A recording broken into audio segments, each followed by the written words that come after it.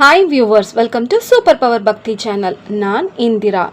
ஆடி மாசத்துல வர சுக்லபக்ஷ ஏகாதசிக்கு சைனி ஏகாதசி என்பது பெயர். சைனி ஏகாதசியுடைய சிறப்பை எடுத்துரைக்கும் வரலாறு என்னன்னு முதல்ல பார்த்துடலாம். அதுக்கு நாம அபரா ஏகாதசியை ஒரு தரம் ஞாபகப்படுத்திக்கணும். ஆனி மாச கிருஷ்ணபக்ஷ ஏகாதசிய அபரா ஏகாதசின்னு சொல்லுவோம் இல்லையா?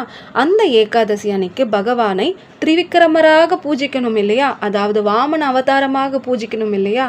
அதனுடைய கண்டினியூவேஷன் தான் இந்த சைனி ஏகாதசி.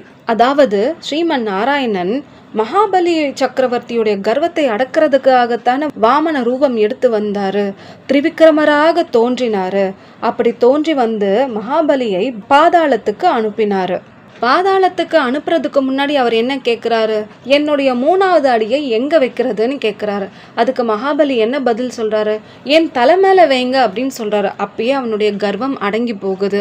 அதுக்கப்புறம் மகாபலி சொன்னபடி அந்த ஸ்ரீமன் நாராயணன் அவருடைய 3வது அடியை அவன் தலை மேல வச்சு அழுத்துறாரு. அவன் பாதாளத்துக்குள்ள போகிறான். பாதாளத்துக்குள்ள போன மகாபலியை அந்த ஸ்ரீமன் நாராயணமூர்த்தி பார்க்குறாரு. அவனும் பெருமாளுடைய தீவிர பக்தனாச்சே, அவனுக்கு ஒரு அனுகிரகம் பண்ணணும் இல்லையா? அதனால மகாபலிக்கு அவர் ஒரு வரம் தராரு. என்னன்னா, நீ சிரஞ்சீவியாய் வாழ்ந்து இந்த பாதாள லோகத்தை கலியுகம் முடியும் வரை ஆண்டு வா அப்படின்னு வரம் கொடுக்கறாரு. பாதாளம்னா நரகம் கிடையாது. அங்கேயும் தங்க மாளிகைகள், நீர்நிலைகள், பசுமையான செடி கொடிகள், மரங்கள், பொய்க்களவு இல்லாத மக்கள், இப்படி எல்லோருமே வாழற ஒரு உலகம்தான். ஆனா அது பூமிக்கு கீழே இருக்கும். அப்புறம் பக்தன் மகாபலியின் முதுகின் மேல தன்னுடைய சரீரத்தை வைத்தார். இன்னொரு உடல் எடுத்து பார்க்கடலில் பன்னக சயனத்தில் படுத்து உறங்கினார். சோ இதுதான் சைனி ஏகாதசியின் சிறப்புகளை எடுத்துரைக்கும் வரலாறு. இங்க படுத்து உறங்கினார் அப்படின்னு சொல்லப்படுது. படுத்து உறங்கினார்னா அவர் தூங்கிட மாட்டாரு. பெருமாள்லாம் தூங்க மாட்டாரு. பகவான்லாம் யாருமே தூங்க மாட்டாங்க. யோக நித்ரைக்கு போவாங்க. பகவான் பார்க்கடல்ல ஆதிசேஷன் மேல அவருடைய வலது கை மேல அவருடைய தலையை வச்சு சாச்ச மாதிரி படுத்துப்பார் இல்லையா? அந்த கோலத்தை சயன கோலம் அப்படின்னு சொல்லுவாங்க. சோ இந்த ஆடி மாச சுக்லபக்ஷ ஏகாதசி அன்னைக்கு தான் அந்த பகவான் ஸ்ரீமன் நாராயணன் பார்க்கடலுக்கு போய் சயன கோலத்தில் யோக நித்ரையை ஆரம்பிக்கிறாரு. இதுக்கப்புறம் 4 மாத காலம் ஆனதுக்கு அப்புறம், அதாவது கார்த்திகை மாசத்துல பகவான் வந்து யோக நித்ரையிலிருந்து எழுந்துக்கிறாரு.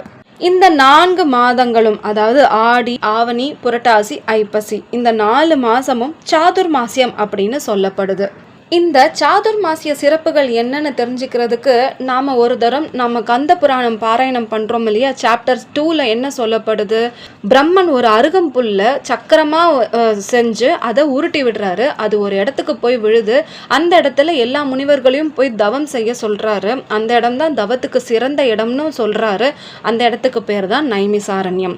அந்த நைமிசாரண்யத்துல பகவான் நாராயணனே நேர்ல தோன்றி அங்க இருக்கிற முனிவர்கள், அதாவது சூத முனிவர் பத்தி நம்ம இப்ப ஞாபகப்படுத்திக்கணும். இதை நம்ம 2025ல கார்த்திகை புராணம் பாராயணம் பண்ணும் போதே நம்ம பார்த்திருக்கோம். சூத முனிவர் உள்ளிட்ட மற்ற முனிவர்கள் எல்லோருமே இந்த சாதுர்மாசியம், இந்த 4 மாசங்களும் என்ன நினைக்கிறாங்கன்னா, பகவானே வந்து தூங்கிட்டு இருக்காரு, இந்த டைம்ல நம்ம பூஜைகள் செய்தாலும் அவருக்கு போய் சேராதுன்னு நினைச்சுக்கிறாங்க. ஆனா பகவான் நாராயணன் நேர்ல தோன்றி அங்க எல்லோருக்குமே இந்த 4 மாசமும் யார் என்ன பூஜைகள் பண்ணாலும் அதுக்கு சிறப்பான பலன்களை நான் செய்வேன். ஏன்னா நீங்க இந்த 4 மாசமும் நான் தூங்கிட்டு இருக்கேன்னு நீங்க நினைச்சிட்டு இருக்கீங்க. ஆனா நான் ஜஸ்ட் யோக நித்ரையில மட்டும்தான் இருக்கேன். நீங்க செய்யற எல்லா பூஜைகளும் எனக்கு நல்லாவே தெரியும். அதுக்குரிய சிறப்பான பலன்களை நான் உங்களுக்கு ஏற்படுத்தி தருவேன். ஏன்னா இந்த 4 மாதங்களும் பூஜைகள் செய்யாமலும் தவங்கள் செய்யாமலும் யாகங்கள் செய்யாமலும் இருக்கும்போது அநீதி தலை தூக்கி ஆட ஆரம்பித்து விடும். அதனால இந்த 4 மாசமும் நான் தூங்கிக்கிட்டு இருக்கேன் நீங்க யாருமே நினைக்க வேண்டாம். நான் யோக நித்ரையில தான் இருக்கேன். இந்த 4 மாசத்துல பண்ற அத்தனை பூஜைகளும் சிறப்பான பூஜைகளாக அதுக்கு ரெட்டிப்பு பலனை நான் கொண்டு வந்து சேர்ப்பேன் அப்படின்னு பகவானே நேர்ல தோன்றி அவங்க எல்லாருக்குமே சொல்றாரு. இதை நாம கார்த்திகை புராணம் பாராயணம் பண்ணும்போது நாம பார்த்துருக்கோம்.